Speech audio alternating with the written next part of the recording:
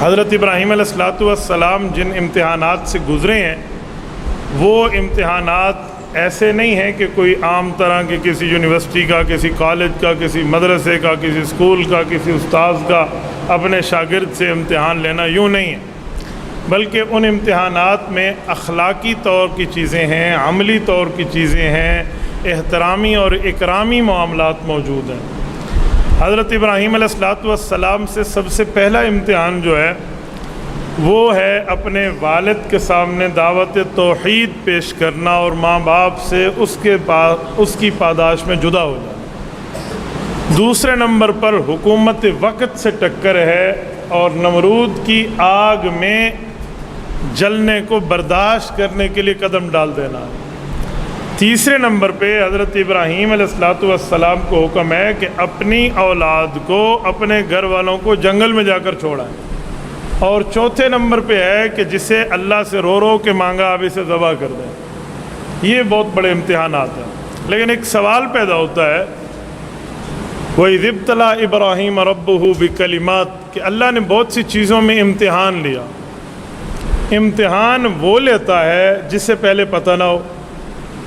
مجھے نہیں پتا میرے اس اسٹوڈنٹ کی حیثیت کتنی ہے تو میں اس کی جانچ کروں گا، تو جب اللہ رب العزت ہر چیز کو جاننے والے ہیں تو امتحان کا مطلب کیا ہے، کس بنیاد پہ امتحان ہے؟ وَإِذِ ابْتَلَىٰ إِبْرَاهِيمَ رَبُّهُ، یہ رب کا لفظ نہ آتا تو شاید یہ نقطہ نہ کھلتا۔ لفظ رب نے یہ نقطہ کھول دیا کہ اللہ رب العزت وہ خدا ہیں جو تربیت کرتے ہیں وقفاً در وقفاً، اسٹیپ بائی اسٹیپ، پردہ در پردہ۔ تو رب اسے کہتے ہیں جو ترتیب سے تربیت کرے۔ تو فرمایا یہ امتحان کا مطلب یہ نہیں ہے کہ اللہ جانتے نہیں تھے، بلکہ اللہ رب ہیں، ایک درجے سے دوسرے درجے تک کی تربیتی امتحان کر رہے ہیں۔ تو رب سے اس اعتراض کو فعال کر دیا۔ بکلمات، بہت سی چیزیں ہیں، میں نے عرض کیا کہ 30 چیزیں ہیں، تو وہ 30 چیزیں اخلاقی ہیں جنہیں قرآن کریم نے باقاعدہ طور پہ بیان فرمایا ہے، سورۃ احزاب میں بھی، سورۃ توبہ میں بھی، اور اسی طرح سورۃ المؤمنون میں بھی 10 یہ 30 چیزیں ہیں۔ تو سب سے پہلی بات کہ اپنے والد کے سامنے دعوت توحید پیش کرنا۔ والد کوئی عام والد نہیں ہے، بت پرست نہیں ہے صرف، بلکہ وہ بت تراش بھی ہے، وہ بت بنانے والا ہے۔ میں کدے کو جا کر بت دینے کی ذمہ داری اس کی ہے۔ بت کدے میں جن کی پرستش کی جاتی ہے یہ ان کو بنا کے دیتا ہے۔ میں آپ کو بتاؤں کہ ایک آدمی قرآن کریم لکھتا ہو اور بیٹا اس کا مذہب بدل دے تو کیا فرق آ جائے گا، لیکن قرآن تو سچی کتاب ہے۔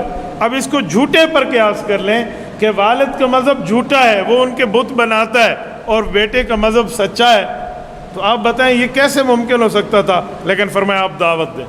جب حضرت ابراہیم علیہ السلام نے دعوت دی تو والد کا جواب سنیں، لَئِن لَّمْ تَنْتَهِ، اگر تو باز نہ آیا نا، لَأَرْجُمَنَّكَ وَاهْجُرْنِي مَلِيًّا، شہر کے سارے پتھر اکٹھے کر کے تجھے سنسار کر دوں گا، اور پھر تو میرا منہ نہیں دیکھے گا۔ وَاهْجُرْنِي مَلِيًّا، جا مجھے ہمیشہ کے لیے چھوڑ دے، ہمیشہ کے لیے، ایک لمبے عرصے کے لیے، اب میرا چہرہ نہ دیکھنا۔ یہ جواب ہے۔ دعوت کے جواب میں دلیل نہیں ہے۔ کافر اور مشرک کی پہلے دن سے عادت ہے کہ دلیل کے مقابلے میں وہ ذلیل ہوتے ہوئے گالیاں تو دیتا ہے، دلیل پیش نہیں کر سکتا۔ وہ شریعت کے مقابلے میں کبھی آپ کی دلیل کا انکار دلیل سے نہیں کرے گا، ڈھکوسلا مارے گا یا آپ پر روب قائم کرے گا۔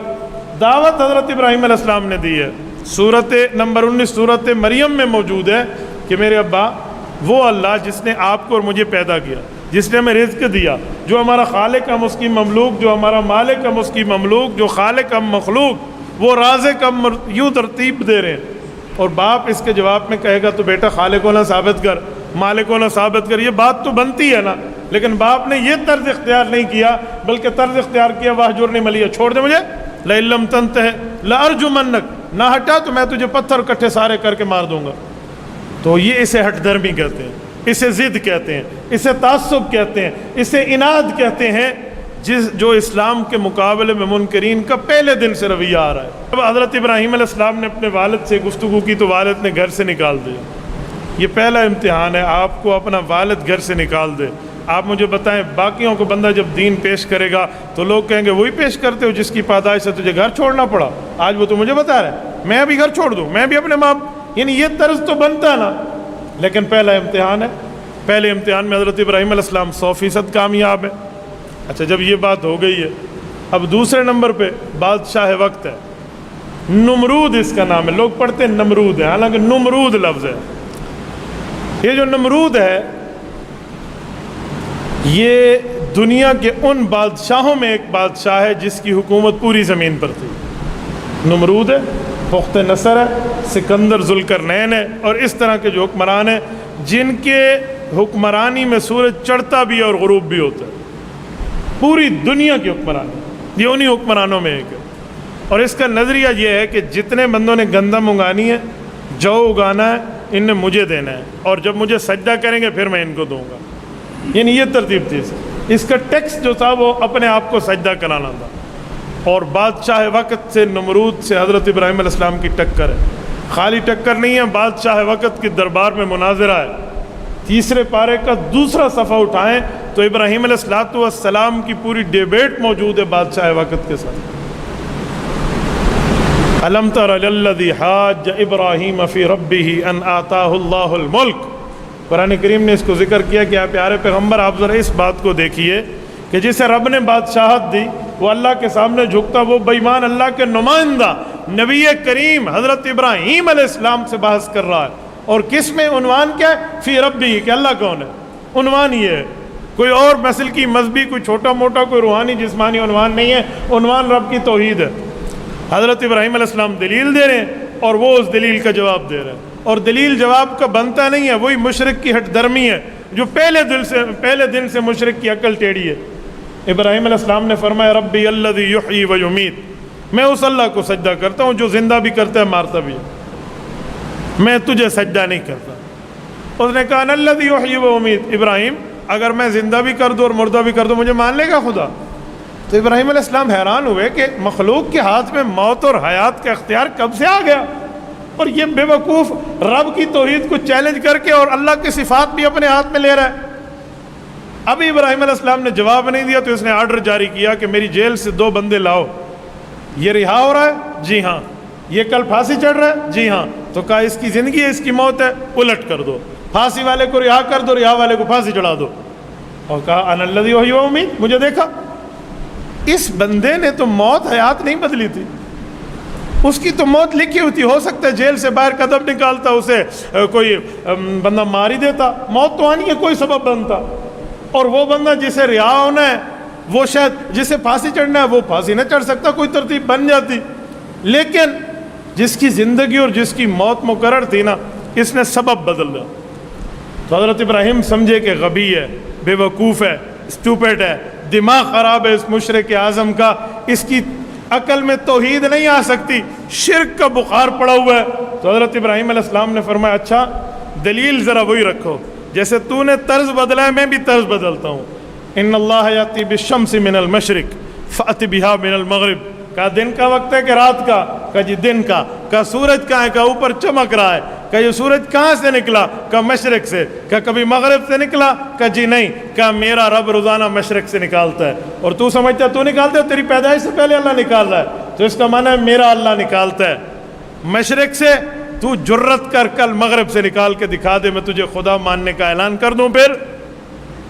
تو ابراہیمی دلیل کی وہ چوٹ تھی، قرآن کہتے ہیں فبہت الذی کفر، ہاتھ ملتے رہ گیا وقت کا کفر، ہاتھ ملتے رہ گیا کہ یار میں کیا جواب دوں، میں کوئی ادھر ادھر کے معاملے کر کے اس بندے کو مطمئن نہ کر سکا، کل سورج نکال کے لوگوں کو کیسے مطمئن کروں گا؟ تو جب دلیل میں ختم ہوا نا تو اس نے کہا جی آگ جلاؤ۔ آگ بھی چھوٹی موٹی نہیں ہے، ایک لمبا چیخا ایک جلایا گیا، یہ جلاؤ، اس میں ابراہیم علیہ السلام کو ڈالیں گے۔ اب آگ کے لیے لکڑیاں جمع ہو رہی ہیں، تیل اور گھی اکٹھا ہو رہا ہے اس زمانے کا، وہ سارا ابراہیم علیہ السلام کو بتایا جا رہا ہے لکڑیاں تیرے لیے، موقف بدل دے، آگ تیرے لیے، عنوان بدل دے، اپنا عقیدہ بدل دے، جل جائے گا۔ اور حضرت ابراہیم علیہ السلام خاموش ہیں کہ جی کوئی نہیں، ہم دیکھیں گے کیا ہوتا ہے۔ جب سب کچھ تیار ہے اور ڈال رہے ہیں، جس وقت ڈالا جا رہا تھا تذکرۃ الانبیاء میں ہے کہ فرشتے پے در پے اترے اپنی مرضی سے، اللہ کے حکم سے نہیں۔ جبرائیل آئے ہیں، اسرائیل آئے ہیں، اسرافیل آئے ہیں، میکائیل آئے ہیں، اور ابراہیم علیہ السلام سے عرض کیا کہ اگر آپ کہہ دیں میں بارش برساؤں، میں میکائیل ہوں، میں ابھی اس آگ کو بجھا سکتا ہوں۔ اسرائیل کہتے ہیں میں روح نکال دوں، ہر فرشتہ اپنی طاقت کی آفر پیش کر رہا ہے، اور ابراہیم علیہ السلام کی توحید کا اقرار دیکھیں کہ اللہ کے حکم سے آئے ہو یا اپنی مرضی سے، کہ اللہ کی اجازت سے آئے ہیں، حکم سے تو نہیں آئے، کہ جس نے اجازت دی ہے وہ رب میرے دلی کیفیات کو تم سے بہتر جانتا ہے۔ اس موقع پہ بھی فرشتوں کی مدد سے انکار فرمایا۔ اللہ رب العزت پہ حضرت ابراہیم علیہ السلام کا ایمان دیکھیں، جب آگ میں پہنچے ہیں نا تو ابراہیم علیہ السلام سے رب العزت کی بات نہیں ہے، آگ سے ہے، فرشتے کے ذریعے نہیں ہے، ڈائریکٹ ہے۔ فرمایا قلنا، ہم نے کہا، یا نار کونی برداً و سلاماً علی ابراہیم، اے آگ ٹھنڈی ہو جانا، میرا خلیل تیرے اندر آ رہا ہے۔ جس اللہ نے آگ کو پیدا کیا ہے وہ اللہ آگ کی صفت کو بدل بھی سکتے ہیں، اللہ قادر ہے۔ تو فرمایا بردن، ٹھنڈی ہو جانا، کہ جب بردن فرمایا نا تو وہ آگ اتنی ٹھنڈی ہوتی کہ برف بن جاتی۔ فرمایا سلامہ، اعتدال کے ساتھ ہونا، اتنی ٹھنڈی میں نہیں ہونا کہ اسے ٹھنڈ کی وجہ سے تکلیف مل جائے۔ علی ابراہیم، یہ معاملہ خالصتاً ابراہیم علیہ السلام کے لیے۔ تو انہوں نے چولہے اس آگ میں ایک جھولا بنا کر پھینکا، ایسے تو نہیں پھینک سکتے تھے، ان کے ہاتھ چل جاتے۔ حضرت ابراہیم علیہ السلام اندر گئے ہیں تو بہت اچھا انداز میں بیٹھے ہیں وہاں، یہاں روایات مختلف ہیں، کوئی کہتے ہیں 40 دن اور بعض کہتے ہیں 7 دن۔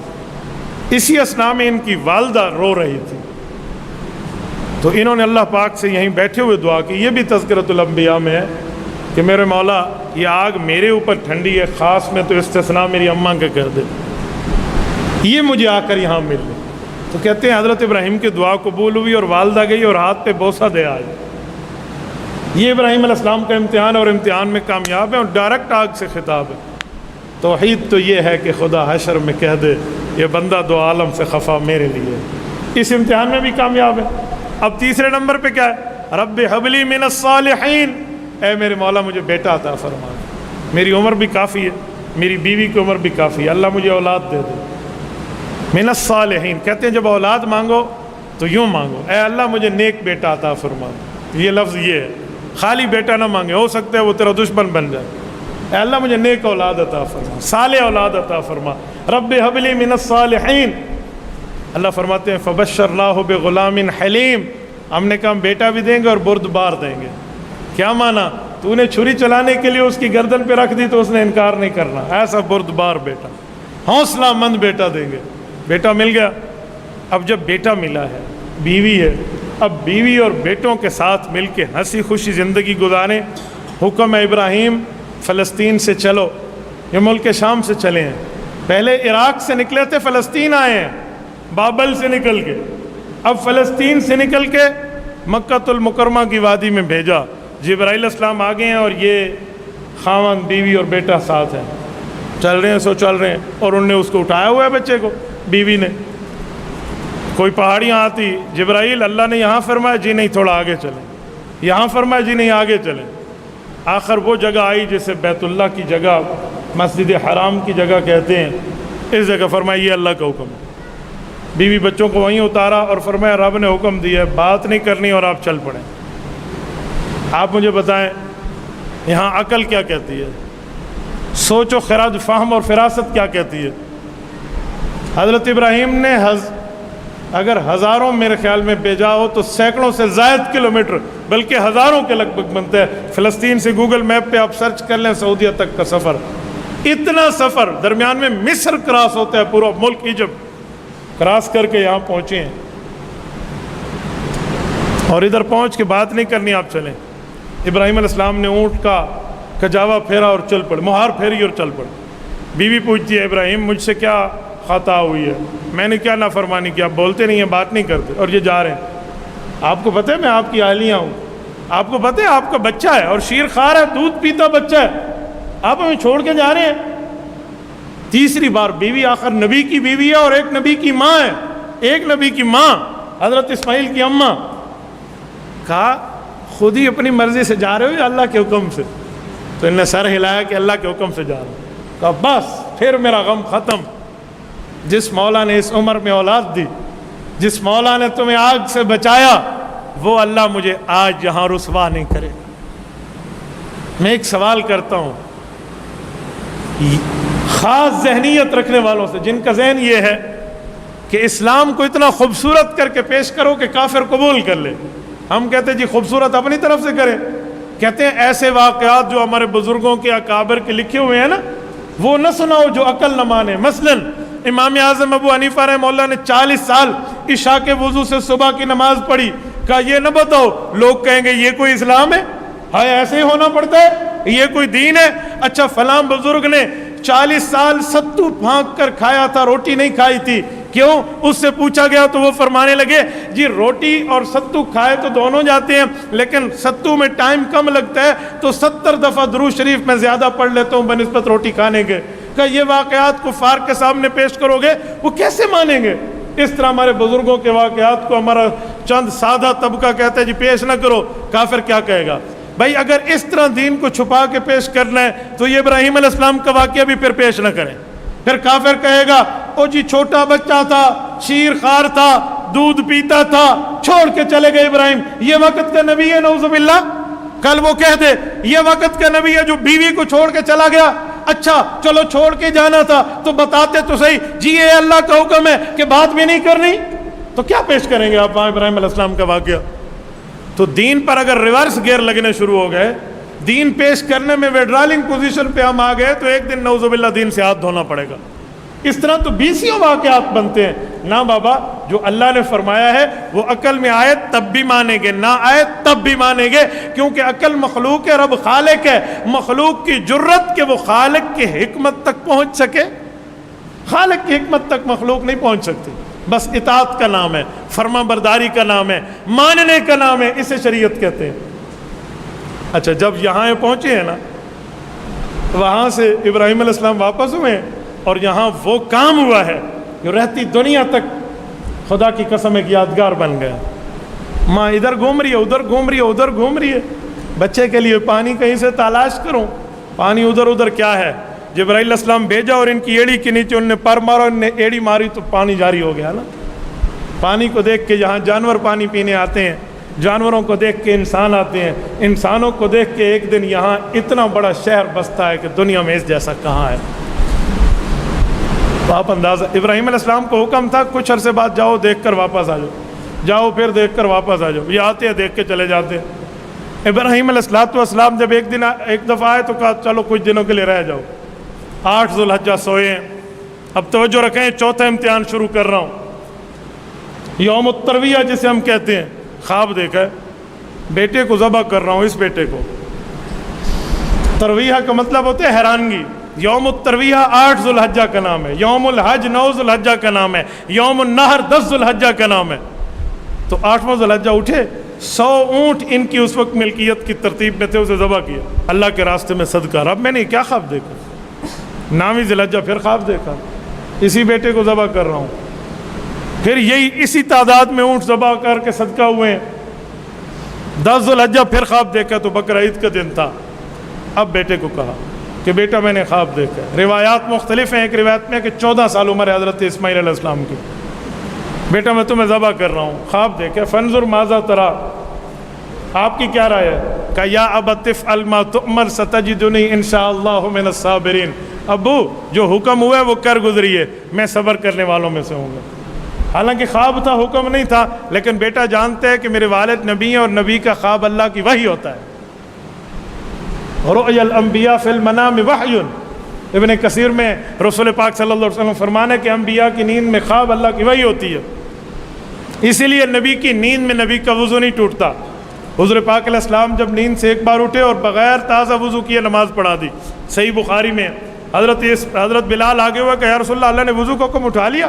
کہ جی نہیں. کہ پھر آپ بھول گئے؟ کہ جی نہیں. تو کہا آپ نے وضو تازہ کیا بغیر نماز پڑھائی؟ کہ جی مجھے پتہ ہے. تو کہ یا رسول اللہ ماجرا کیا ہے؟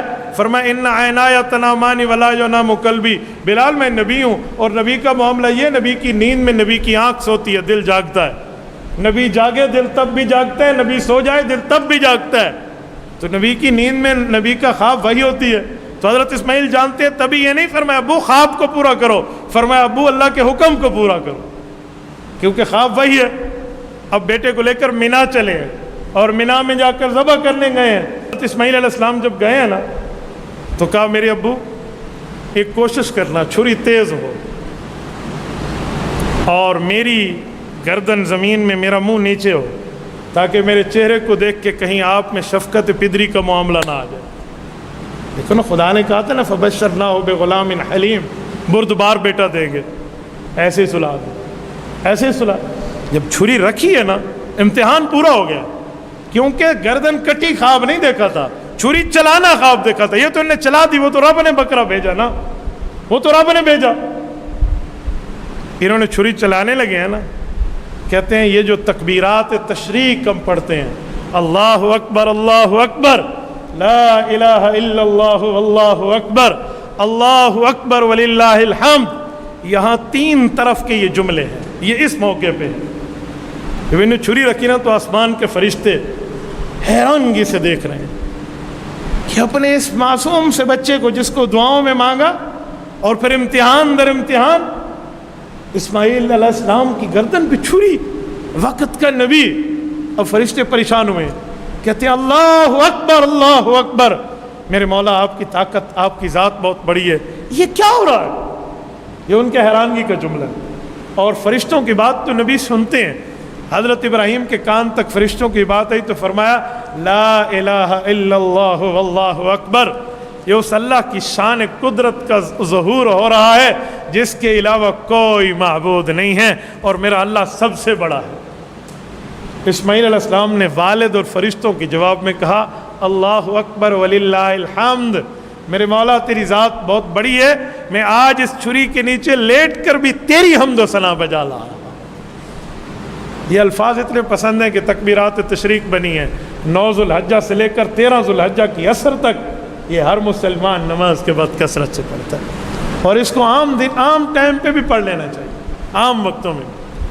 میں کہتا ہوں ایک بار تکبیر ہم بھی پڑھ لیں، آپ بھی پڑھ لیں، اللہ اکبر اللہ اکبر، لا الہ الا اللہ واللہ اکبر، اللہ اکبر وللہ الحمد۔ یہ ایک توحید کا نغمہ مستانہ ہے، یہ کہا گیا۔ ان نے چھری پھیر دی۔ یہاں بعض مختلف روایات ہیں تاریخی طور پہ۔ کسی نے کہا جی چھری چلتی نہیں تھی، تو بیٹے نے کہا ابو کیا بات ہے، لیٹ کیوں کر رہے ہیں؟ کہا بیٹا میں چھری تیز کر۔ تاریخی سطح پہ ایک بات ہے، اسرائیلی روایات پہ، اگر اسرائیلی روایات ہماری شریعت کے خلاف نہ ہو تو لے لینی چاہیے۔ انہوں نے کہا کہ چھری کہہ رہی تھی ابراہیم علیہ السلام کو کہ الخلیل یأمرنی والجلیل یمنعنی، ابراہیم تو کہتا ہے چل اور اللہ کہتے ہیں اس پہ نہ چلنا، اور یہ چھری پہ تیز کر رہے ہیں۔ آخر انہوں نے آنکھ بند کی اور چھری تیزی سے گھمائی تو خدا فرماتے ہیں وَفَدَيْنَاهُ بِذِبْحٍ عَظِيمٍ، آیت نمبر 105 سورت نمبر 37 سورت والصافات۔ فرمایا اسماعیل کو نکال کے اپنے دمبا رکھ دیا اور دمبا ذبح ہو گیا۔ چھری گردن پہ چلا کے جب آنکھ کھول کے دیکھو تو بیٹا ساتھ ٹھہرا ہوا۔ اللہ نے فرمایا یا وَنَادَيْنَاهُ أَن يَا إِبْرَاهِيمُ قَدْ صَدَّقْتَ الرُّؤْيَا، ابراہیم ذبح کا حکم نہیں تھا، ذبح ہم نے خواب پہ دکھایا تھا، اس خواب کو بھی تو نے پورا کر دکھایا۔ إِنَّ هَذَا لَهُوَ الْبَلَاءُ الْمُبِينُ، فرمایا یہ ایک بہت بڑا امتحان تھا، بہت بڑی آزمائش تھی، اور حضرت اسماعیل علیہ السلام کی ذبح میں حضرت ابراہیم 100% کامیاب ہوئے۔ یہ ہے قرآن کریم کی آیت نمبر 124 سورت نمبر 2 سورۃ البقرہ کی کہ وَإِذِ ابْتَلَىٰ إِبْرَاهِيمَ رَبُّهُ بِكَلِمَاتٍ فَأَتَمَّهُنَّ، اے ابراہیم ہم نے تمہیں کئی چیزوں میں آزمایا ہے۔ میں نے بات 30 کی تھی لیکن قلت وقت پر میں ان 4 کی بات کر رہا ہوں۔ تو امتحان کے بعد کیا ہوا؟ رزلٹ آتا ہے نا، تو رزلٹ اللہ نے حضرت ابراہیم علیہ السلام کی مرضی پہ دیا کہ ابراہیم امتحان تو نے میری مرضی پہ دی ہیں، اب اس امتحان کا رزلٹ تو اپنی مرضی سے لے سکتا ہے۔ کہا میرے مولا جس آخری نبی کو محمد الرسول اللہ صلی اللہ علیہ وسلم کو آپ نے مبعوث کرنا ہے نا، اللہ ومن ذریتی، اللہ میری آل اولاد میں اس کو پیدا فرما دے۔ اللہ نے فرمایا ابراہیم ہم نے مان لیا، اور کہ یہ تو تیری مرضی کا تجھے دیا۔ امیر شریعت سید عطا اللہ شاہ بخاری، اللہ اس کی قبر پہ کروڑوں اربوں رحمت نازل فرمائے، ان کی بات ہمارے والد صاحب رحمہ اللہ فرماتے تھے کہ حضرت بخاری اس بات کو یوں فرماتے کہ حضرت ابراہیم نے یوں مانگا کہ میرے مولا میں اس کو اپنی اولاد میں مانگتا ہوں جو تحفہ تیری کائنات میں بھی ایک ہے، محمد الرسول اللہ صلی اللہ علیہ وسلم۔ تو اللہ نے کر دیا، اسماعیل علیہ السلام کی اولاد سے حضور پاک علیہ السلام آئے ہیں، اور پھر ایک بات اللہ نے اپنی طرف سے فرمائی فرمایا قال انی جاعلک للناس اماما، اب میں پوری امت کے لیے تمہیں، پورے لوگوں کے لیے امام اور لیڈر بنا رہا ہوں۔ واقعی ابراہیم علیہ السلام کی ذات اقدس وہ ہے جس کو دنیا کے سارے آسمانی مذہب مانتے ہیں، وہ یہودیت ہو، وہ عیسائیت ہو، وہ صابیت ہو، وہ مسلمانیت ہو، سارے مانتے ہیں۔ حضرت موسیٰ علیہ السلام والے، تورات والے یہودی، حضرت عیسیٰ علیہ السلام کی انجیل والے عیسائی، حضرت داؤد علیہ السلام کی زبور والے صابی، اور رسول اللہ صلی اللہ علیہ وسلم کے قرآن والے مسلمان، یہ چاروں سیدنا ابراہیم علیہ السلام کو مانتے ہیں۔ قال انی جاعلک للناس اماما، اللہ نے پوری کائنات کے لیے انہیں امام بنایا۔ اور ابراہیم علیہ السلام کا رسول اللہ سے تعلق کہ حضرت رسول اللہ صلی اللہ علیہ وسلم حضرت اسماعیل کی نسل سے ہیں، اور اسماعیل حضرت ابراہیم کی اولاد ہے، اور حضرت ابراہیم کے دو ہی بیٹے ہیں، حضرت ہاجرہ سے حضرت اسماعیل اور حضرت سارہ سے حضرت اسحاق علیہ السلام سے 70,000 بنی اسرائیل کے انبیاء ہیں، اور اسماعیل علیہ السلام کی نسل سے ایک رسول اللہ ہے۔ یہ تقریباً کوئی 30ویں کے لگ بھگ جا کر حضور پاک کے دادا بنتے ہیں نسب میں۔ محمد بن عبداللہ بن عبد المطلب بن عبد مناف بن قصی بن ہاشم بن قصی بن کلاب بن مرہ بن کعب بن لؤی بن فہر بن مالک بن نضر بن کنانہ بن خزیمہ بن مدرکہ بن الیاس بن مضر بن نزار بن معد بن عدنان ابن اسماعیل علیہ السلام۔ یہ پورا سلسلہ نسب ہے رسول اقدس صلی اللہ علیہ وسلم کا۔ تو یہ امتحان کے بعد اللہ نے اس طرح پہ انہیں کامیابیاں عطا فرمائیں۔ ابراہیم علیہ السلام کے امتحان ہے، اور امتحان پہ وہ کامیاب ہے۔ اس سے ہمیں ایک سبق ملتا ہے کہ وقتی طور پہ کوئی آزمائش ہو، کوئی سختی ہو، کوئی اپنا منہ پھیر لے، کوئی مالی نقصان ہو جائے، کوئی عملی نقصان ہو جائے، کوئی تکلیف آ جائے، تو تقدیر کو برا کہتے ہوئے اللہ سے بیزار نہیں ہو جانا چاہیے، رب العزت سے مایوس نہیں ہو جانا چاہیے، بلکہ اسباب کو اختیار کرتے ہوئے نظر مسبب الاسباب پہ رکھنی چاہیے۔ نظر مسبب الاسباب پہ ہو، جتنا بڑا رتبہ اتنا بڑا امتحان ہوتا ہے، جتنا بڑا درجہ اتنا بڑا امتحان ہوتا ہے۔ بظاہر تو آگ میں جلنا نظر آ رہا، بظاہر تو والد کو چھوڑنا نظر آ رہا، بظاہر تو بادشاہ وقت سے ٹکر ہے، بظاہر تو خاوند بیوی اور بچے کو وہاں چھوڑنا ہے، اور بظاہر تو ذبح ہے، لیکن اگر معاملہ دیکھے تو حیرانگی کا مقام ہے۔ خدا کی قسم نمرود کے ساتھ جاننے والوں کو لوگ آج تک نہیں جانتے۔ والد کی بت پرستی کو پاؤں کے نیچے وہ مخلوق نے ڈال دیا، اور اس بیوی اور اس بچے کا نام بیت اللہ کی شکل میں قیامت تک قائم رہے گا، اور سنت ابراہیمی کی ادائیگی کروڑوں اربوں تعداد میں مسلمان آج بھی کر رہے ہیں، اور آج کر رہے ہیں، اور انشاءاللہ تا قیامت جاری رہے گی۔